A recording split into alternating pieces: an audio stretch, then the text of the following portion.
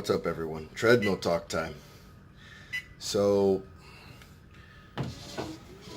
my friend, who's, like I said, was dealing with the drug problem, he is changing in some of the most amazing ways that I've seen. And he's actually doing it in a very rapid pace. And it's so crazy, the whole experience, because the truth of the matter is you learn from one another. You know, the coach learns from the client and the client learns from the coach. It goes hand in hand. And as I say, all I am is a guiding tool to guide you to the greatness that you already have that's in you. You just don't know how to bring it out and how to show it to the world. It's always there though.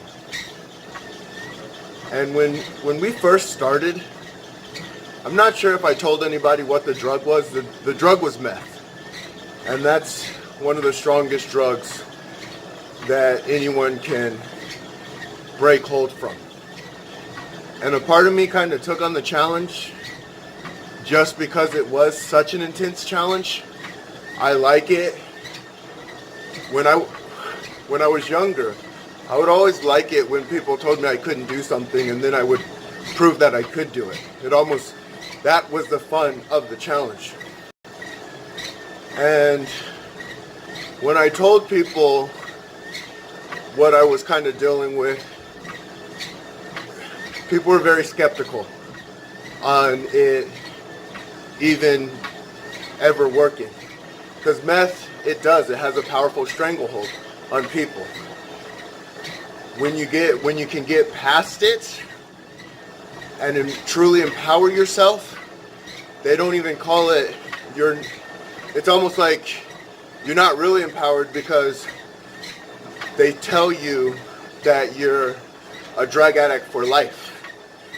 And I think that's part of the reason the success numbers are so low. It doesn't make sense to tell someone that they're stamped on being one thing. If I tell you you're a failure for life, wouldn't that almost make you feel like you were destined to fail, instead of failures are part of the journey to make you good enough for you to fail less? There's so many ways of putting this that can really mess with the mind, whether it be in a positive way or a negative way. And so for him, one of the first things I started was, you are not a drug addict. That's not what you are. And if you define yourself as one, then that's all you'll ever be. We, as people, are really only as good as we'll allow ourselves to be. If we paint a picture of being something special, then we'll become something special. If we paint a picture of being something that's lesser than, then that's what you become. And there's a whole slew of other aspects that go in with that. Like there's a difference between being confident, being arrogant, being humble, and there's certain pieces to the puzzle that need to be put together correctly for this whole engine to work. I'm not gonna lie, when I was working with them, it took a lot of energy. And it took more than most people would think it would take. It's not a couple rah-rah cheerleading, you got this sessions. It goes much deeper than that, because our problems lie much deeper than that. It's not a simple solution. I would see him, when we first started, we would talk almost upward to 3 hours. And I think that's part of the process that people sometimes forget. There is no such thing as an overnight success. It just doesn't happen. But there is success. And there is putting the pieces into place at the right time. And I know, you know what's really funny about the greatest athletes? Is the very best athletes do not think they're better than anybody else. And that's what makes them great, because they'll put in the work that is necessary to make them great athletes.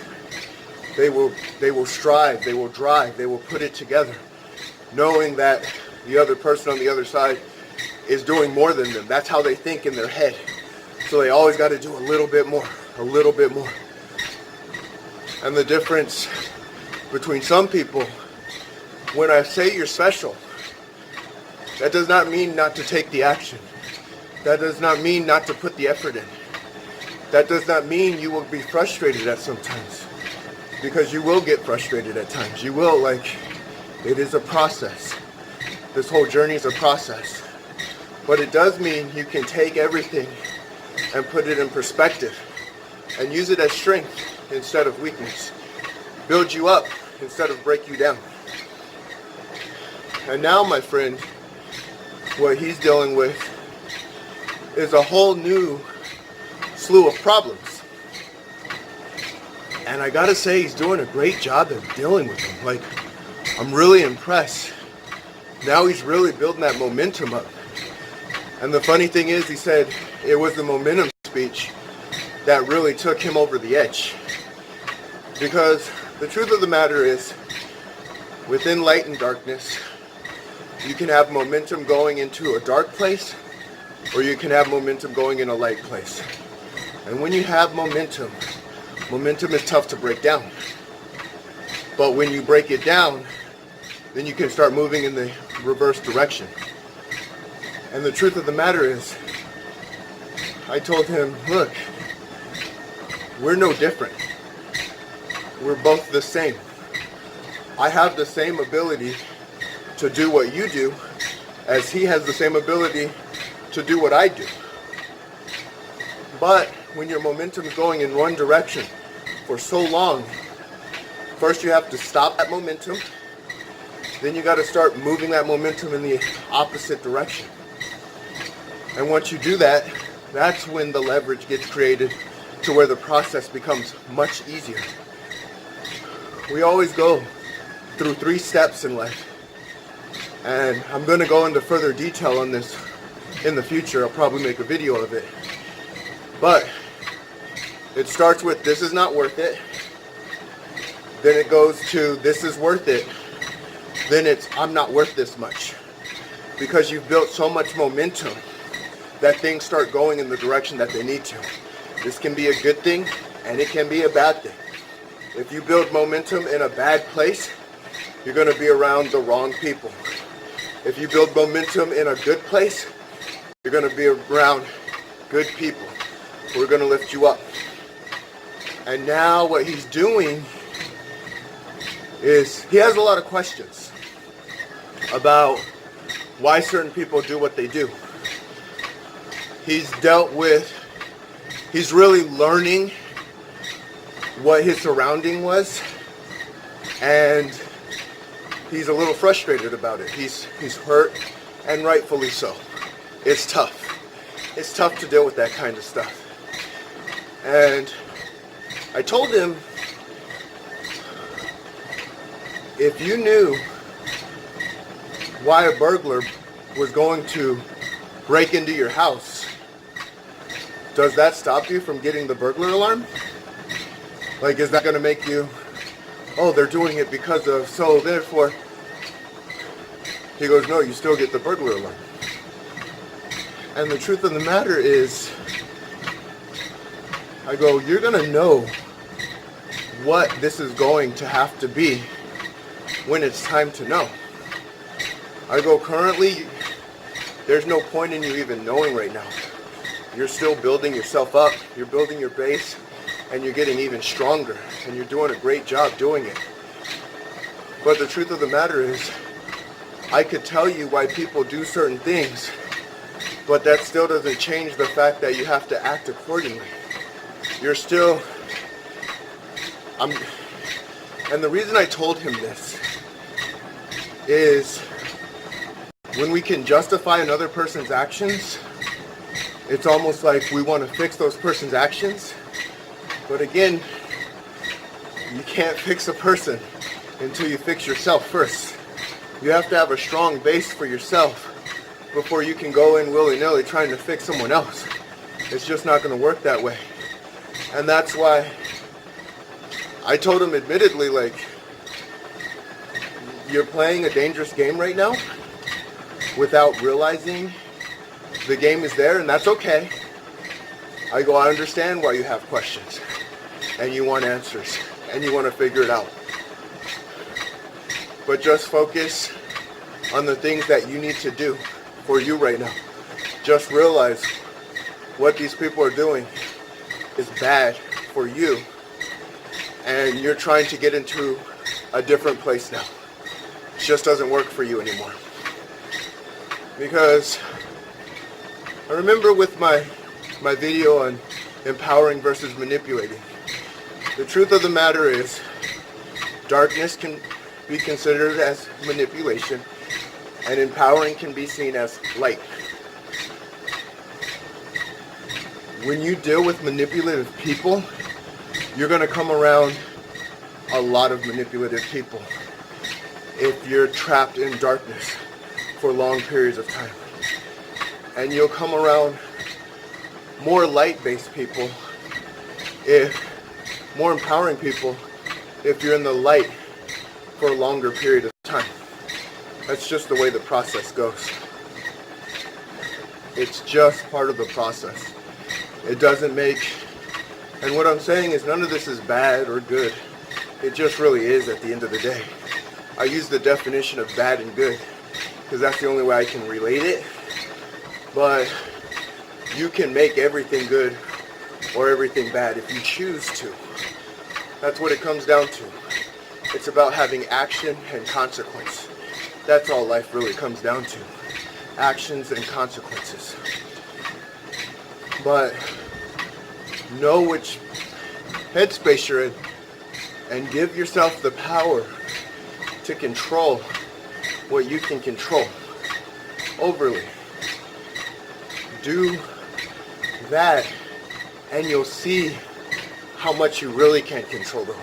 Because you can control a lot more than you realize you can control.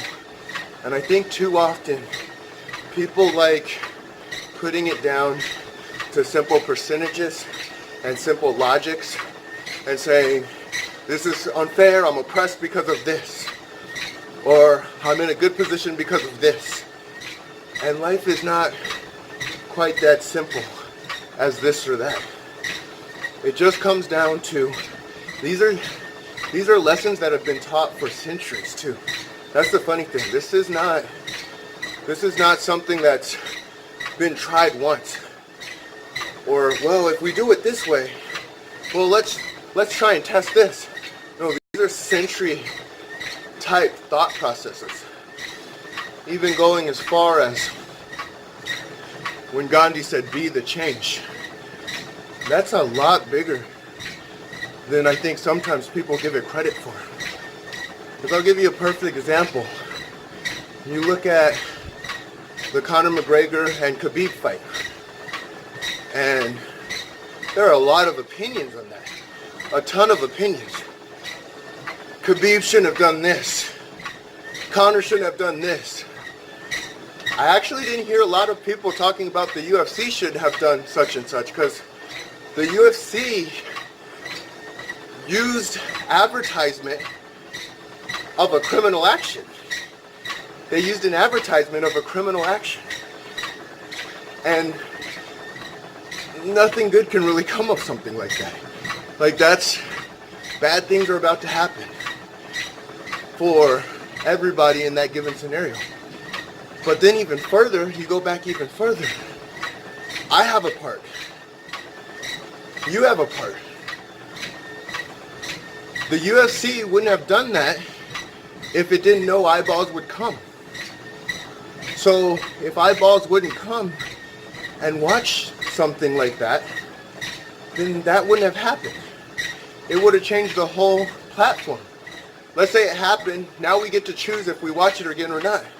I'm telling you, if the UFC ever advertised something like that again, I'm not watching the fight. That was improper advertisement. It was improper for Conor to do what he did. It was improper for Khabib. It was improper for me to even watch it. I'm going to change the only thing I can. I cannot change the way Conor thinks or how he will respond. I cannot change the way Khabib thinks, how he's going to respond. I can't change the way the UFC thinks or what they're going to do. All I can change is myself, and let the other pieces fall where they may. But that's where control what you can control. Break down all the pieces and realize where you're at on the steps that you're on. I'm so excited, like I really am, for how far this is really going. Because now I can actually talk about, I didn't know what was going to happen with my friend. I didn't know. But I can say I was going all in. I was putting all of my chips on the table for him. And I let him know that. I'm like, dude, I'm going all in. I'm putting all my chips on you. Let's see what happens. I'll tell you, with my coaching practice, it's funny because I have limited sections. And so I can't train a lot of people at one time. And it's not, I'm not using this as like, oh, you only have a limited time. I'm using this as you can only go all in for so many people. You can't possibly go all in on a whole group. Then when you start talking group thing, it gets asinine. And that's where, as you know, marketing always drives me a little bit crazy. But it does what it needs to do. It brings in the numbers. It's very good at that. It brings in the very best numbers that it can. As quick as it can. Quick. But what I want to do, I want people to transform. To truly transform. And to transform is a process. It takes time. I am so happy that I have this YouTube outlet to really talk to you guys through.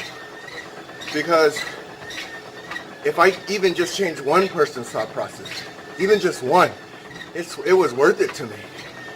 And the crazy thing is, it's been a lot more than one, you know? Like, I mean, I really appreciate you guys. I really do.